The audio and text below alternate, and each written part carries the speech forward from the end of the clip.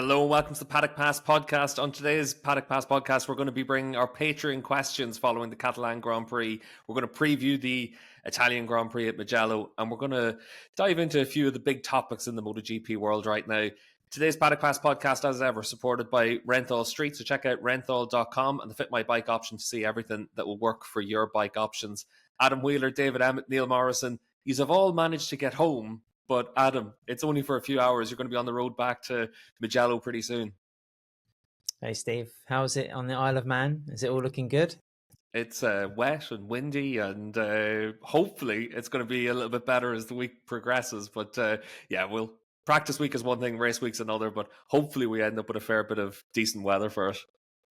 Well, when I'm sitting in my shorts with an Aperol Spritz and a slice of pizza and it's 25 degrees, I shall drink to your good health while you're on the Isle of Man. But no, it was a quick trip, obviously home GP in Barcelona, so that was all very nice. But as we mentioned on the podcast on Sunday, it's a bit of a weird race in terms of balancing being in the MotoGP bubble and all the workload, and then also having sort of home life. It's a strange split and quite a tiring one. But it's only a matter of hours really before packing and heading off to Italy. So the Catalunya Mugello double strikes pretty hard this year.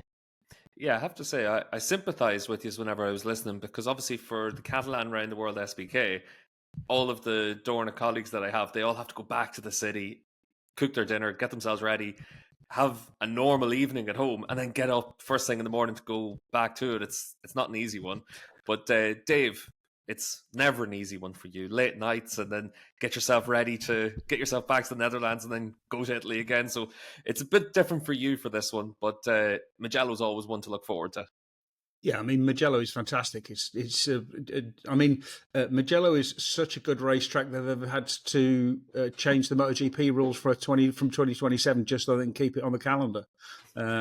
It's a special place. And I was just going to say that Adam might be a bit disappointed if he thinks he's going to be sitting in 25 degrees and the sunshine eating the pizza, because it looked like it's going to rain for most of the weekend. We'll see how that plays out then. You never know though, Dave. It could just be the Friday and then we get a little bit of a curveball thrown for the weekend. Neil, obviously in the MotoGP press office, you're one of the few journals probably would prefer to be on the Isle of Man rather than out to Mugello. I think that's probably true, Steve. Yeah, it's just always such a pain in the arse thinking about how to get from Spain to the island, because I would have to go to London, then the island. I'm sure if there was a proper will, I could make it work. But I get to this point of the year and I'm a bit sort of travelled out. So the thought of then taking 2 flights just to get to somewhere in the island doesn't seem overly appealing. But I shall be watching from afar. I should be taking a keen interest while the MotoGP is going on. And just for anyone that's looking to sign up as well, TT Plus have given us a 20% discount. So if you're signing up for TT Plus, Steve Day on commentary with James Whittam and Matt Roberts, and really good team. Paddock Pass 20 is the voucher code to use for that. I did suggest before we came on that what we really need to do is tow the island away from its position in the middle of the Irish Sea, where it's always miserable weather, round through the Straits of Gibraltar until we're in the middle of the Med. I think that would be a much better place, because then at least you'd have a chance of decent weather. Well, we had decent weather last year. I will say that we had decent weather last year. Let's kick it on anyway into our MotoGP discussion for the day. And we obviously on Patreon, we have a lot of questions come in. We also have our Patreon rider of the weekend as well. And our Patreon selected Marc Marquez by a 50% margin, actually. So Marc, comfortably the rider of the weekend at the Catalan Grand Prix. And a few comments came in. Harold was saying nobody rides like Marquez. We had Paul, I think, was probably on par with what most people had to say, which was when Marc just gets that last little bit of understanding of the Ducati, he's going to be unstoppable. And I think that kind of brings us nicely into some of the big questions that we have right now. And before we dive into specific Patreon questions, one of the big topics that we had from a lot of patrons was, what are Ducati going to do next year? And obviously enough, the Enea Bastianini seat, that's the seat up for grabs. Marquez or Martin. Dave, I'm going to give you 2 minutes to give your view on who you think it should be and why. I've got the stopwatch ready, Dave. So, it's 2 minutes there, not 20, and you're muted as well. I'm always very good at working against the clock, as the fact that I post things so early, so quickly. But Are you ready? Anyway, what Ducati should do is they should put Jorge Martin in the factory seat, in the factory team, and give Marc whatever he wants to have a full factory, a GP25 with full factory support and all of the guarantees that he feels happy with in a satellite team, whether that's in Pramac or whether that's in Gresini. That isn't really relevant, doesn't really matter. The reason is this. I mean, for Ducati, it's a simple calculation. Who can they afford to lose? They could afford to lose Enea Bastianini because we saw again this weekend, he makes too many mistakes. He doesn't, he doesn't get it right. They can't afford to lose Jorge Martin because he has shown that, he has lifted himself to a level where he has become a genuine championship contender. And if you put him on a championship winning machine, he's going to be there. He's going to be causing trouble. That would be good for Aprilia. Maybe KTM he could win on, but that would sort of rule out if he goes to Honda or Yamaha, then you don't have to worry about it. Why don't you put Marc in the factory team? If you put Marc in the factory team, then or rather, if you don't put Marc in the factory team, he's not going to leave because he's 32. He's going to be 32 next year. He can't afford to lose another year adapting to a bike. He wants to win races. He wants to win championships, and it's a simple calculation. All he wants is the tools to be able to win a championship. I think he would like to be in a factory team because that's the best guarantee of having everything at his disposal. However, I think as long as he has the guarantees of equal treatment of having everything that he needs, I think he would accept being a satellite team. That was Not a bad, decent Dave. enough effort, Dave. Decent. I'll give you that. You were practicing in the mirror all morning, weren't you, Dave? Well, just like every morning. Neil, we'll come to you next for what you think should be the case, or if you've got anything that's a little bit different to Dave. He's covered a fair bit of ground there in his 2 minutes. Yeah, I'm not sure if I can time this to absolute perfection just as Dave did, but I'm going to say Ducati should put Marc Marquez in the factory squad. It spent a good chunk of the end of the kind of pre-pandemic era trying really hard to beat Marc, probably having the best bike on the grid around 2018, 2019, and consistently being undone with Marc's talents on the Honda. Now that Marc is within their ranks, he's already shown after a handful of races that he can be a sort of he can be the guy to lead the way with how the bike should be ridden at certain tracks on certain instances. And I mean, quite simply, he's one of the best riders of all time. I mean, Jorge Martin still hasn't won a world championship. Marc Marquez has won 6 in MotoGP. I'm talking about MotoGP championships. And I think that maybe by the end of this year, Marc will have already beaten Martin after just one season on the bike, and will have shown that definitively that he's the better rider. So yeah, it would be great for Ducati to have 3 of the top guys in the championship, just as they do this year. But really, when it comes down to it, they would have enough in their factory team if it was just Bagnaia and Marquez. And I think that's basically the bottom line that they need. It's just why not just focus on 2 rather than having to stretch yourself a bit thin with a third. And yeah, that's why I think they should put Marc there.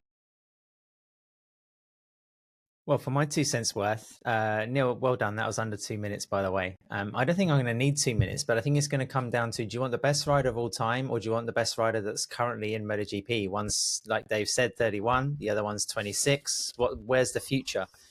And it comes down also to budget. I mean, how much money do you have to hire Marc Marquez? Because he's not going to be cheap. Yeah, we all say he's got an insatiable appetite for victory, but he's not going to ride for free. And also going to the factory team means he has to cut a 15-year association with Red Bull. You have to imagine that's probably filling his coffers quite substantially every season. And I don't know. I just don't see it. I think, Marc was just the top dog for so long at HRC as the number one factory rider, and now he's sort of going into a little bit of a different setup. Why not just give him a full factory support like Martin currently has in the Gresini team? And if Pramac take a 3-year agreement with Yamaha anyway, then it's all kind of academic, really.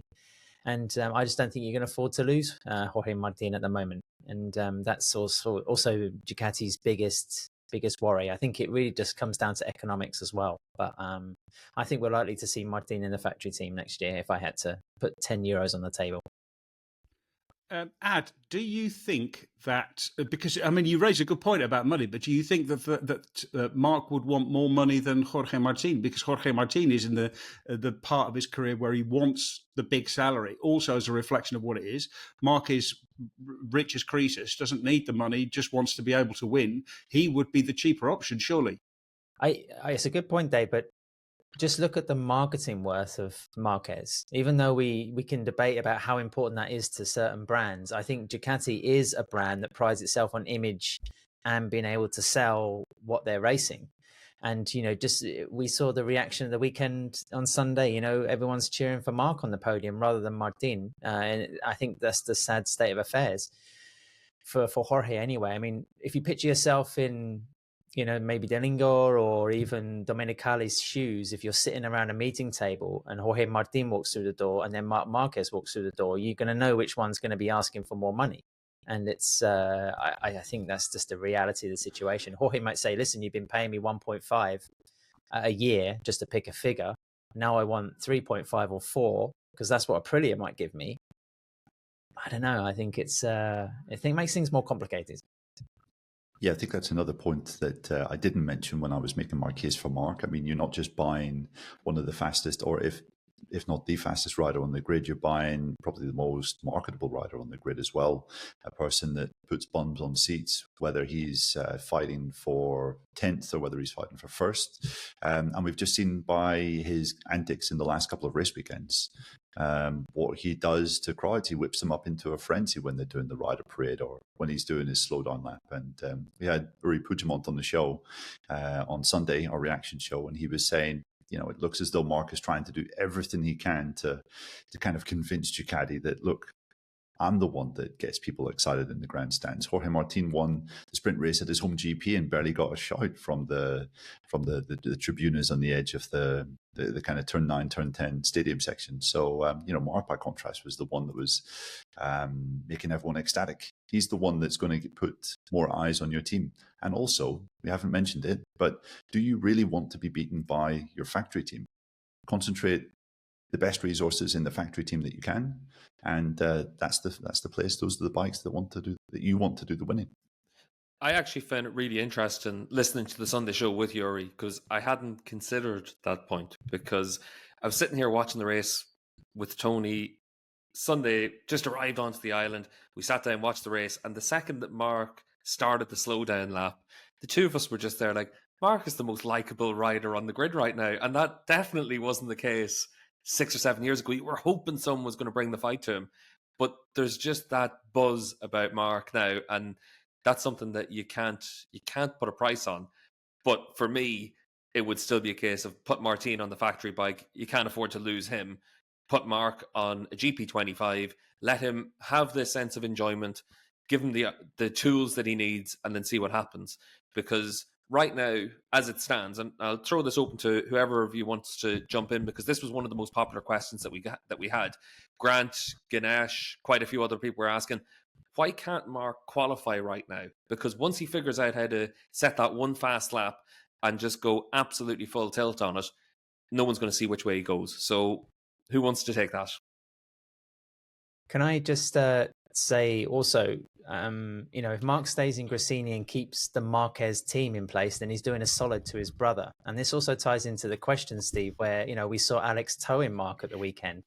I think there's obviously not just a family bond, but there's obviously a very productive working relationship there. And if, Gresini gets assurances from Ducati, they're going to get full spec material for 2025, then that will be enough. But, I think when it comes to Marc's qualifying performances, I think his crew chief, Frankie Garchetti, made an interesting tweet recently just saying we need to figure out FP1 or 2 or whatever it's called on Friday afternoon, because that is obviously the time in the Grand Prix where race action is happening and track temperatures are most realistic to the sprint and also the Sunday race distance. And that's the crucial area of the Grand Prix that Marc really needs to refine at the moment. Yeah, I mean, I asked Marc this in the press conference after the podium press conferences on Sunday, and he said basically the problem is that with a new tyre, the rear Michelin pushes the front a lot. Marc is used to. I think he's mostly got the Honda instincts out of his system, but his natural riding style is to do everything with the front. And the way that you ride a Ducati is you use the rear more. You use the drive that the Ducati offers you more.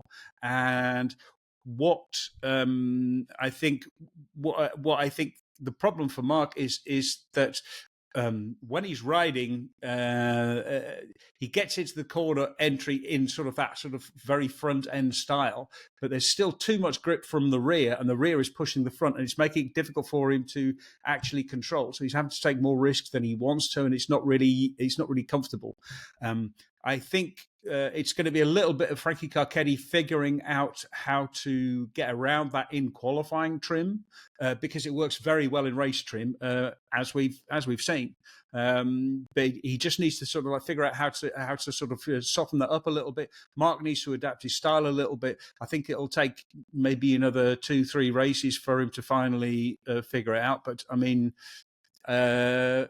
Poland victory at Sachsenring, you'd be foolish not to, really.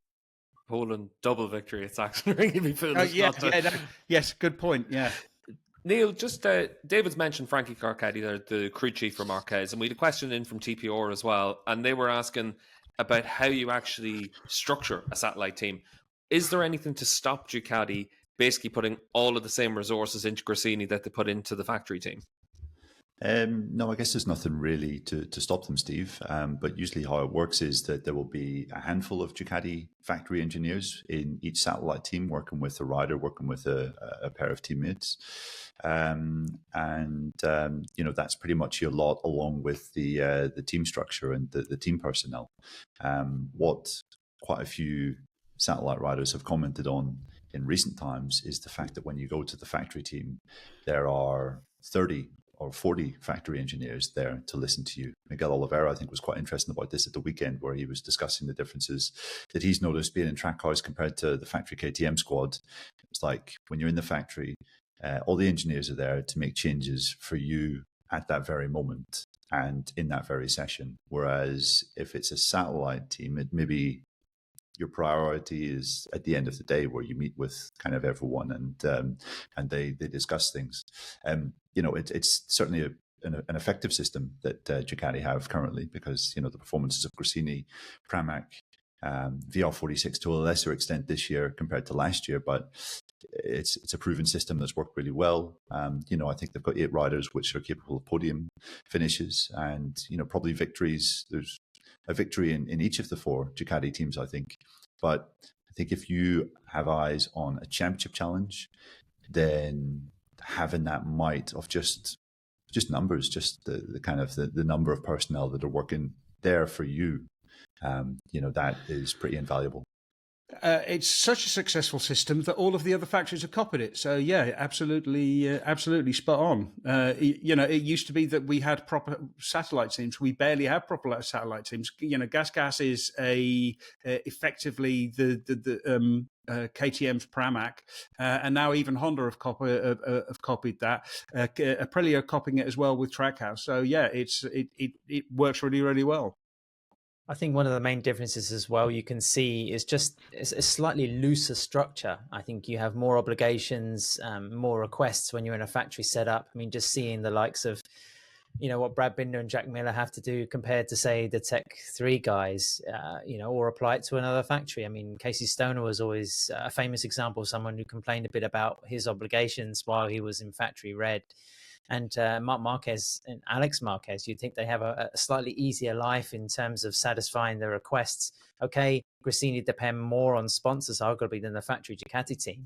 But then, I imagine there'll be far more demands on Marc's time and his commitments in factory red, composed to being essentially in his own sort of setup in Gresini. Yeah, I think that's definitely one of those things that we've seen this year in particular. And Casey's a good example as the comparison, because he was a rider that was always willing to say, I'd take less money if it meant not dealing with the media, or I'd take the fines if it meant not dealing with the media. Dave, one of the questions we have in from Shane Darch was about the differences between the GP23 and GP24, because this is one of the big talking points right now around MotoGP. Is this the thing that's making the difference for Marc in qualifying, or is it where there isn't that much of a difference between the two bikes? There isn't that much of a difference, but there is enough of a difference for it to be, for it to make a small difference, if you like. That's not very coherent, but never mind. The other thing that we're seeing is that as the bike, and this always happens, the GP23 is a fairly fixed quantity. We know what we've got. The GP24, it came a bit rough and ready. It's getting a little bit better and better, as the factory start figuring things out. I don't know all of the difference between the GP23 and GP24, because if I did, then I'd be locked in a cupboard in Borgo Panigale somewhere. But what I think is different is it's got the biggest difference is the engine. The engine's got a bit more power, and it has a very different power delivery. That seems to actually work a little bit better, because we're seeing, for example, with engine braking, this is why Marco Bezzecchi is really struggling, because he can't get his head around the way that the GP23 engine is responding. It's got, the other big difference is the aero. It doesn't look very different, sort of, when you just glance at it, but when you look close up, there are small but very important differences. They've got the aero much better under. Again, they've made another step to make the bike turn better. I think the GP24 turns a bit better than the GP23, and of course, and it also has a new chassis, a different frame. The frames are really difficult to sell apart. They all look really, really similar. The parts which are different are generally a little bit are sort of like hidden behind fairings, and Ducati are famous for not wanting to show their bikes off. It seems like there's a little bit more flex in certain parts of the frame, which helps the bike turn as well. These are all sort of like educated guesses and bits and pieces of spying from me and trying to filter through what riders have told us. But that's what I know about the GP23 and the GP24. Yeah, that's fair enough, Dave. Just to move on to one of the other manufacturers as well, KTM was one of the big discussion points over the course of the weekend. And Neil, we had a question in from Jonathan Ferguson as well. And Jonathan was asking whether or not Pedro's performances are causing big issues for the other riders. We saw Brad Binder crash out of the lead of the sprint. We saw, obviously, Jack Miller crash as well at the weekend. It's been a tough run at times for the other KTM riders, but are they feeling the pressure because of what Pedro's doing? I think it has to be a factor, Steve. I don't think it's the only reason that Binder and Miller are having a bit of a tough time at the moment. I think KTM is struggling maybe to understand a little bit this new generation of kind of Michelin, the new Michelin rear that they have this year. There have been complaints about chatter. I think we spoke last, after the French Grand Prix, Brad has obviously broken his foot, which must have caused a couple of issues for him. But I think just if you think of Brad, you've basically gone from a rider who over the past 2 years has been the top KTM rider. And when he's been up there fighting and taking the fight to Ducati and he's crashed out, he's been able to say, look, I'm the top KTM guy. I'm absolutely at my limit. Look what I'm having to do to try and stay with these guys. And then for a 19-year-old to jump in his first season. 20 now, Okay. Oh, yeah. As of Saturday. He's an old man now. As of Saturday, a 20-year-old. Yeah, let's make that difference. For him just to jump in and be outperforming you almost immediately must just affect something deep within you. Even if it's just subconsciously, there must be questions where you're thinking, have I really been getting the best out of this bike? And then I think it also translates to the engineers, to management, who are suddenly looking at you thinking, okay, maybe he hasn't been getting everything out of this bike in the last couple of years. And I think that must just create a kind of situation. I know if it was me and Brad's situation, I'd be thinking, oh God, this is it for me. But, you know, obviously riders are a lot more mentally bulletproof than that. But yeah, I think Acosta's arrival has to have caused some kind of issue, you know, just even if it was a subconscious issue where you're thinking, oh God, okay, right. Yeah. So the maximum is there. I thought I was getting the maximum, but maybe it's a little bit further ahead. I think KTM might be looking at it also the other way, in that there is, when they're competitive, they're really competitive. They look like they're in the mix for victory. And, you know, Binder's scenario is just a lack of high-level consistency. I mean, he goes from, 22nd on the grid in Le Mans to 4th in Catalunya. And he's undoubtedly pushing harder this year, just as we mentioned on the Sunday show, through the rate of crashes that he's picked up. But we were kind of asking Pedro Acosta about, you know, his ability to be so fast, so quick. And he just has nailed the base setting, the best on the RC16. I think it speaks a lot to the qualities and the sort of synergy he has with Paul Charathan, his crew chief as well. Those guys have obviously gelled very quickly. And you would imagine if Pedro does switch across to orange next year, then he's going to be taking a couple of them with him. I wouldn't be surprised if we saw Paul back in orange compared to red. But, you know, when you have, we were again talking about this on a previous podcast, when you have a story of a brand and they have such mixed fortunes within it, and I think Aprilia are a case in point, certainly in Catalunya alone, then, you know, there's different stories, different reasons, different motivations for that. And poor Augusto Fernandez was a rider who, as a rookie, showed some potential and some promise last year, that he was sort of learning his way and now looks completely lost. I mean, Acosta was saying we're just very different. We're different sizes. We ride differently. And it's just not really working out for the Mallorcan. Whereas like the Spaniard, of course, is just making hay.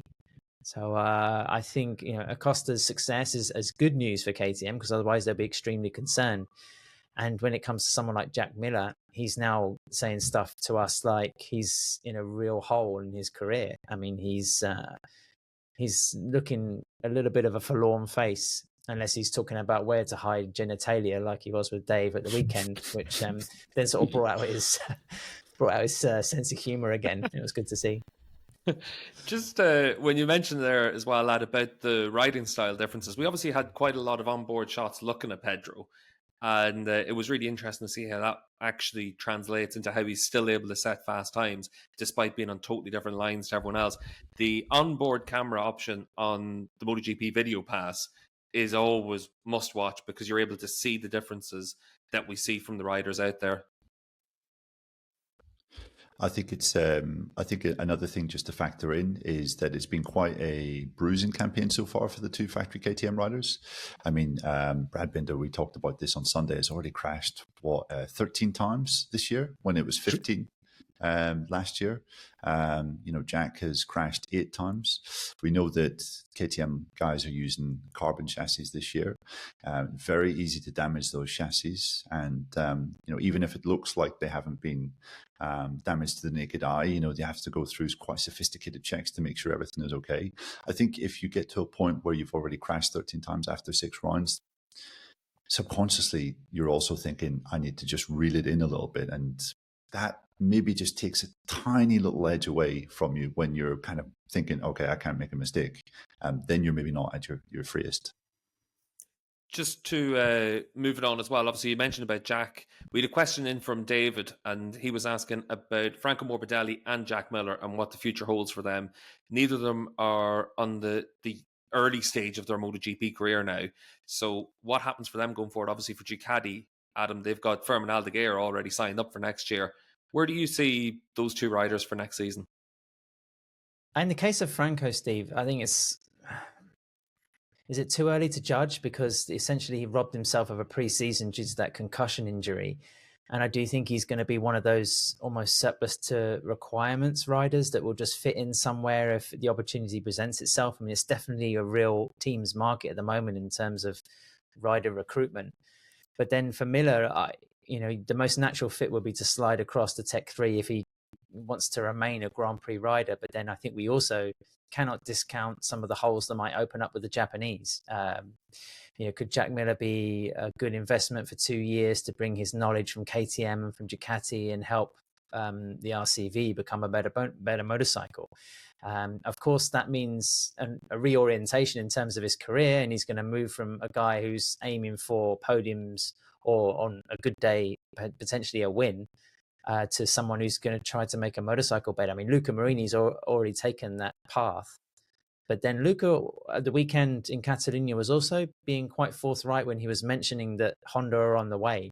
He didn't seem to be saying, this is a long-term thing, guys, see you in 2025. He was almost intimating that, the turnaround in Honda will come sooner than everybody thinks. Is that delusion? On current evidence, you would say yes. But yes. Then who knows what they're going to bring in? Well, who knows what they're going to bring in the coming tests? But yeah, I mean, that could be an avenue for him. But again, it comes down to what I said about economics with Ducati. I can't see KTM splashing big cash when they've already, they need to renew Acosta. They've signed Binder for another 2 years. You take Miller's salary, and who do you entice? Somebody like Joan Mir, perhaps. It's I can see Jack in Tech 3 if he wants to remain a GP rider and still on a competitive package and looking for some sort of results in 2025. I could kind of see Jack on the Honda. And the reason I jumped in about Luca there was Luca qualified half a second faster than Bradl, who, since he's come back as test rider in various times, he's never looked like he's got that speed. Acosta crashed and still finished ahead of Nakagami, Mir, Marini, Zarco. They were all together. So for me, the improvements from Honda, the improvements that people were talking about from Yamaha as well, I didn't really see it in Catalunya. I'd be interested to see what happens for Yamaha now this weekend in Mugello. But obviously Mugello, home round for Aprilia. And Aprilia, we saw it again this weekend, just one side of the garage working really well, one side of the garage struggling a little bit. What are we seeing from Aprilia, do you guys think? Because Craig Stanion has asked us, have Aprilia peaked in 2024 already? Have they peaked in 2024? I'm not sure. They seem to. I mean, the bike is really good. The bike is clearly very good. Seeing what Alesia's done, seeing what Maverick has done. The problem is, I mean, Alessia in his retirement speech basically said, "Look, I know I didn't have the talent of everyone else, but I made up for it with hard work." And on the other side of the garage, they've got Maverick Vinales, who does have the talent, but also has something else undefinable, which means that you just never know what planet he's on. Whether he's going to be on planet podium or planet P13. So it's really difficult to put together a consistent rider. If they could get a consistent rider, I would actually quite like to see Jorge Martin on there, just because Martin has really worked on his consistency and would be there week in, week out, and then you'd really get to see where it is. I think that there is. I really think that it's quite that is quite competitively. The bike is quite competitive, and we saw. Again, Raul Fernandez managed to qualify up front, and all of a sudden he's competitive. He's sort of top 5, top 6, and able to show the talent that he's got. But again, he's like Maverick Vinales. He doesn't turn up every week. You need riders to be there, turning up every week. I agree with Dave to a degree, but it just seems to suit one particular rider each weekend. You don't see maybe 3 Aprilias suddenly haunting the top 6. It's either Alesia's quick because it's like a track that suits him, and Catalunya obviously with the low grip and the faster corners is good for him. Stop and go, he's going to be a bit more of a disaster. Maverick, like Dave says, is still unpredictable. And then the fact that Raul Fernandez used a 23 to suddenly put himself up in high scoring points positions, it just confuses the picture even more. So I'm not inclined to say they've peaked, Steve, but I just think we'll see different, riders excelling at different times. And I think Miguel Oliveira still has a statement to say, because the organization with Trackhouse, I mean, aside from, we're talking about Ducati and Marquez and Martin, but I think Trackhouse are probably the team with most variation of names linked with them for 2025. I mean, everybody from Joe Roberts to Joan Mir to whether Oliveira stays, whether Oliveira goes to Honda. It's I think there's big question marks over what they're going to do, and having any kind of continuity for Aprilia is going to be important. Neil, just when you look at the Aprilia situation then as well, we had a question in from Jared asking whether or not you'd actually keep Maverick. What would you do with Aprilia right now? Really tough to say, Steve. As Dave said, you just don't know what you're going to get. I think maybe in an ideal world, you would sign someone else. But I think, Maverick is still on his day so strong that he's worth keeping around if you're getting rid of your other rider. It's always difficult to get rid of both riders in the factory team and to start kind of afresh. Usually you want to have some kind of continuity there. Maverick has just about, I would say, done enough this year to kind of show that he deserves another shot at it.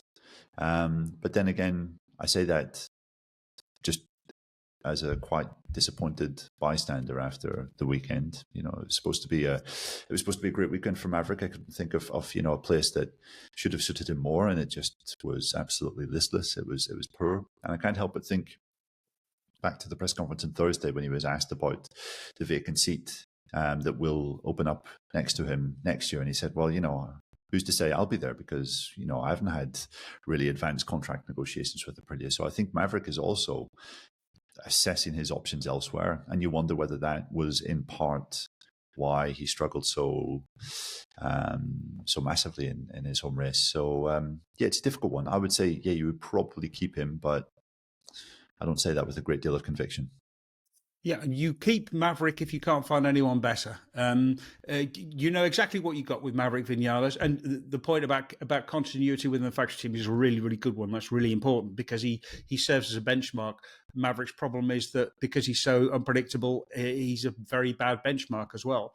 So I think that you do keep. I think that you see what else you can get. I mean, would you swap Maverick for Joan Mir? Maybe, I'm not sure. Would you swap him for Jack Miller? No, certainly not. Would you swap him for Jorge Martin in an absolute heartbeat? It really depends on who you can find to replace him. I think he's going to be, if you like, Aprilia's third choice, unless they don't have like a second choice. I think it seems fairly certain that Bastianini is going to take Aleix Espargaro's place, and then it's just like who else is available for Aprilia to sign.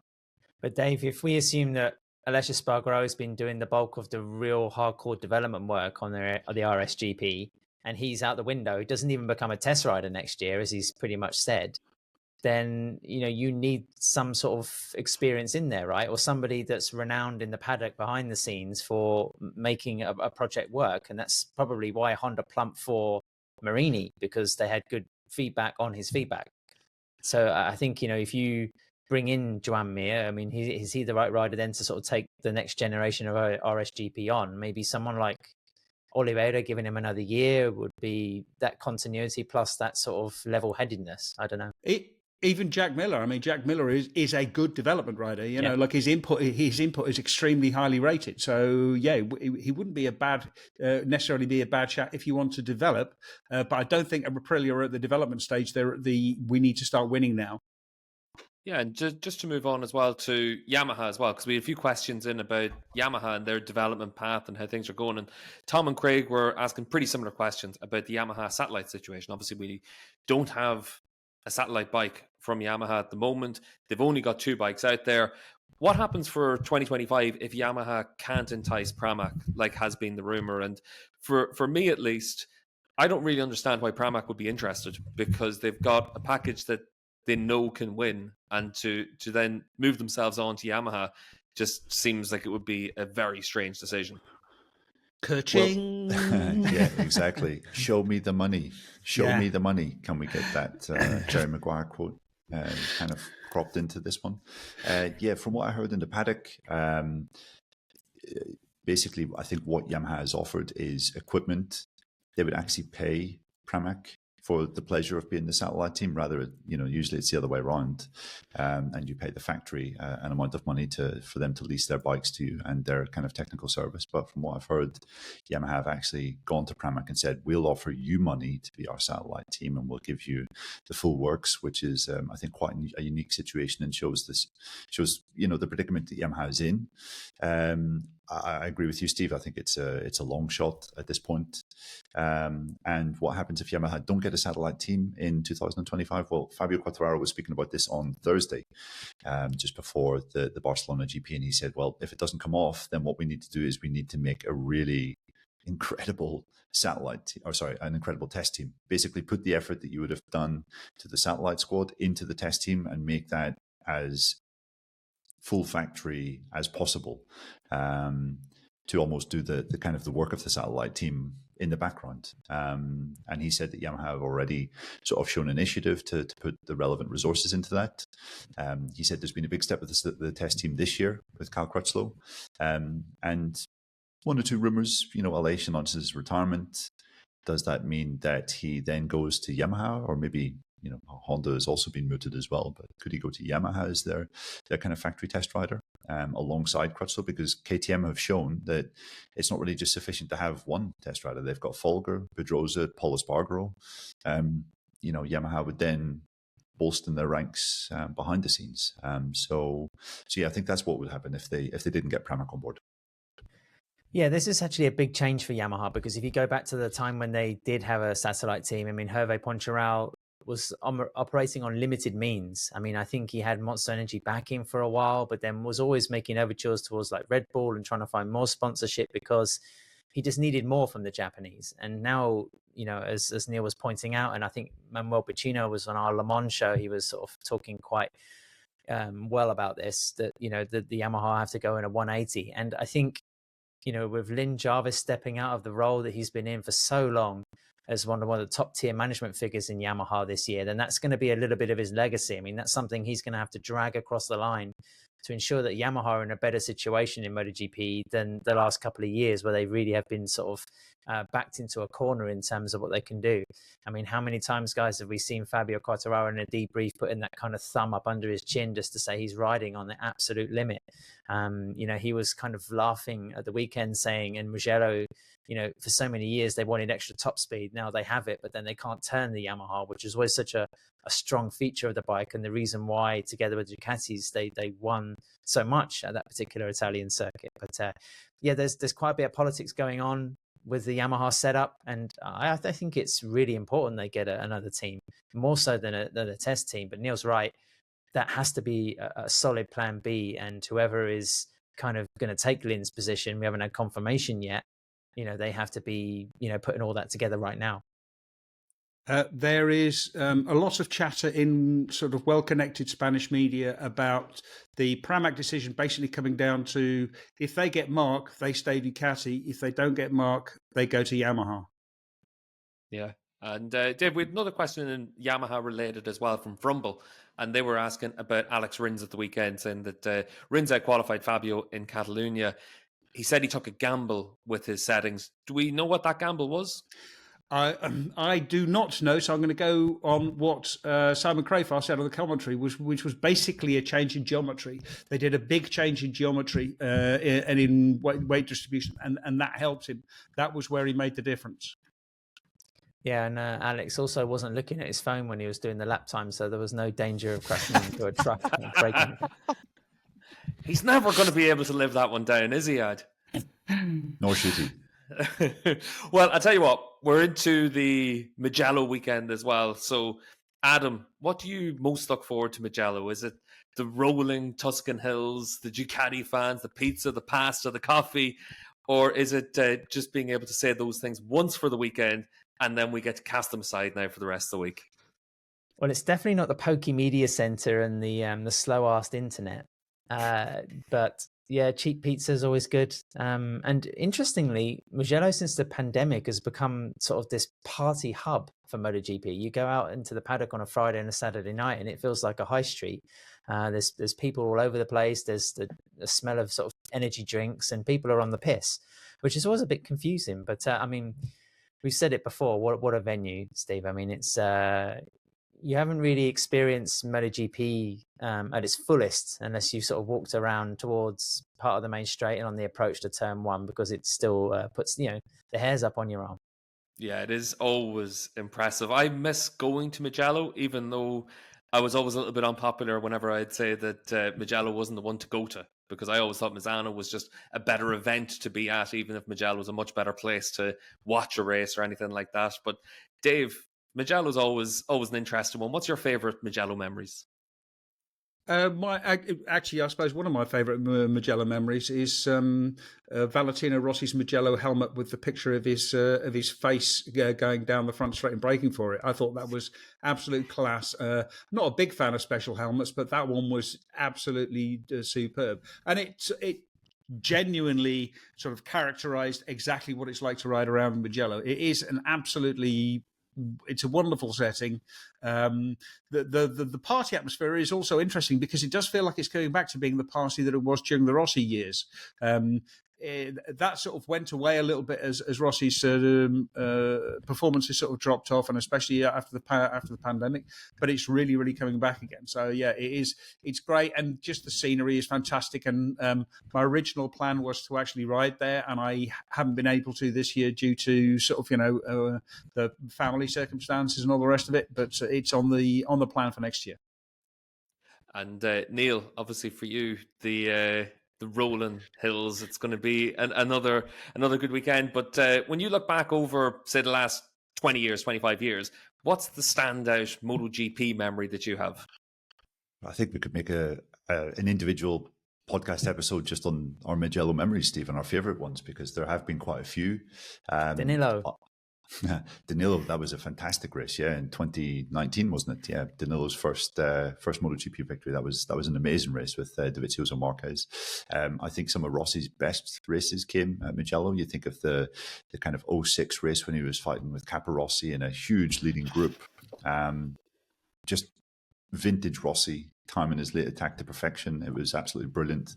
I also think back to Max Biaggi winning on the Honda for the first time in the 250 class in 97 after he had sort of been sacked by Aprilia, or him and Aprilia had gone their separate ways.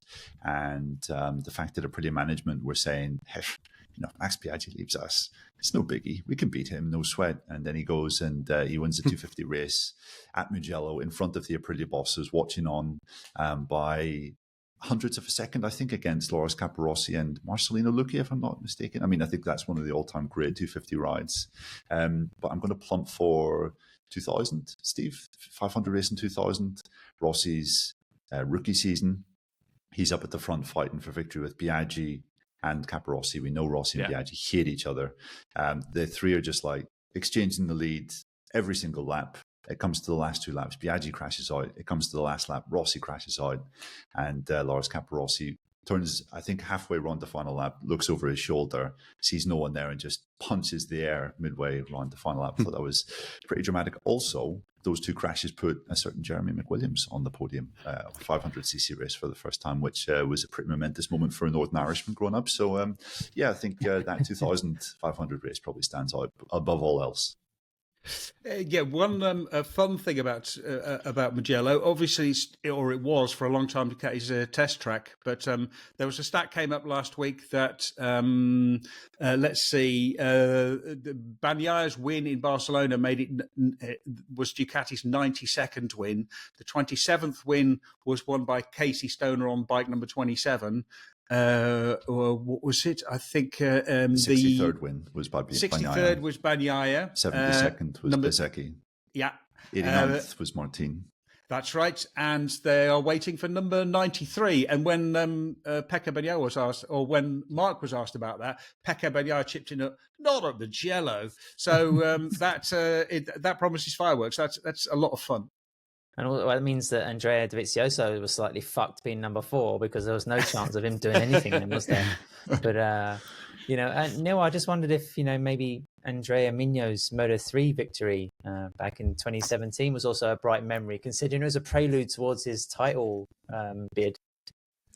Yes, very funny ad. You'll also remember that is the closest top 15, I think, in any Grand Prix class in history. I think it was like 1.2 seconds or something, covering top 15 riders. So, a memorable event for sure. Well, is it going to be a memorable one this weekend? I found last week's pod was really interesting whenever you had Paul on, because we're obviously going to have Paul in action this weekend as well. If anyone hasn't listened to that, go back and listen to it, because to hear him talk about the just sense of nervousness that every rider feels. That's probably amplified somewhere like Mugello just because it's so fast on the run down towards turn one. But let's get into our predictions for the weekend. Adam, who are you saying that we need to keep an eye out for?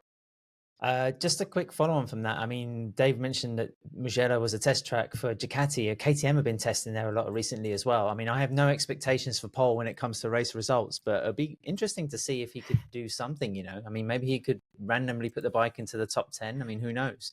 And also, it's the place where Binder still holds, you know, the top speed lap record, 366.1 kilometers an hour, I think. Sort of over 225. There's a chance that could be broken. I mean, we've only got 2 years left of the current technological spec, and then after 2027, forget it. But yeah, I think that's also something to keep an eye on, Steve. But considering the fact that we kind of ignore him on every single podcast when it comes to predictions, I'm just going to say Jorge Martin this time, because it's kind of boring, isn't it? I mean, he's leading the championship and he's doing so well, but maybe he's due a race win. And yeah, we always say he's not going to do it, so I'll say him. I think it's really difficult to look past Pecco Bagnaia because he was just flawless at Mugello last year.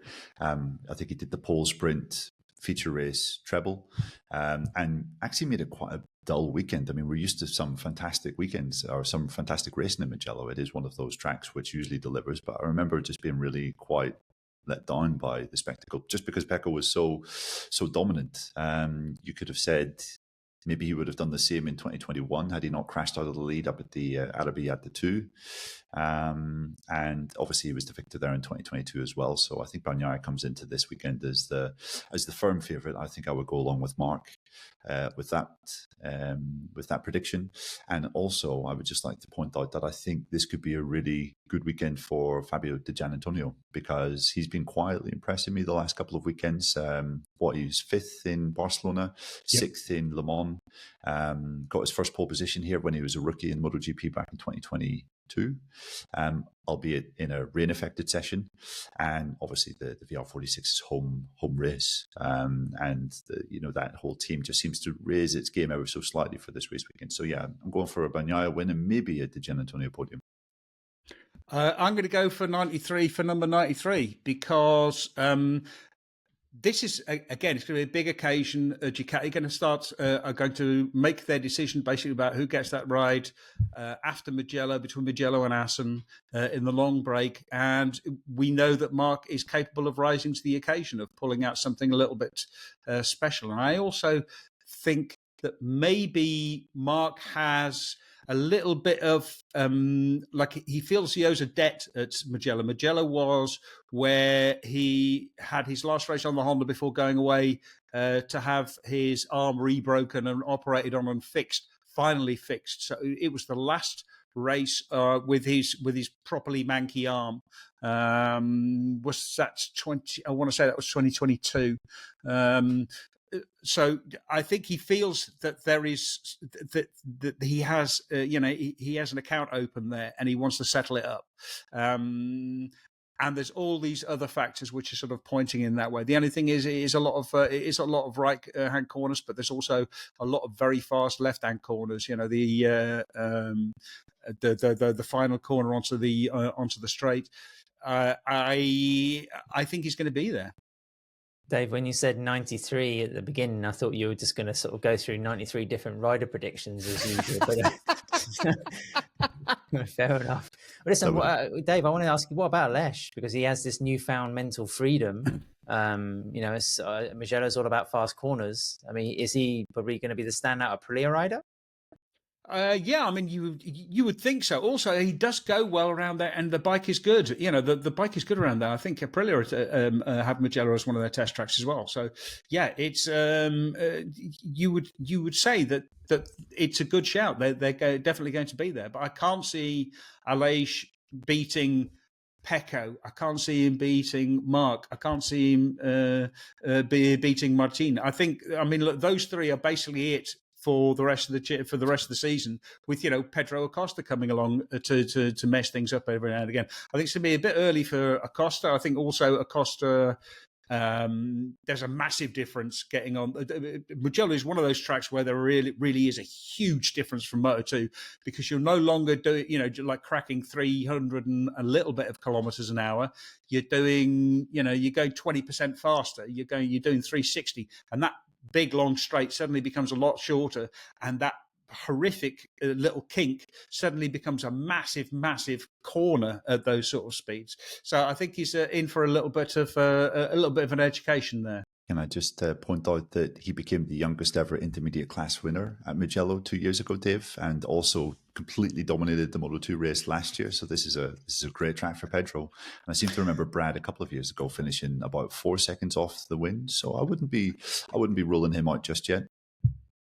Well, I'll tell you what, I'm not going to rule anything out in our MotoGP fantasy as well. Sign up at the Alpinestars Paddock Pass Podcast League.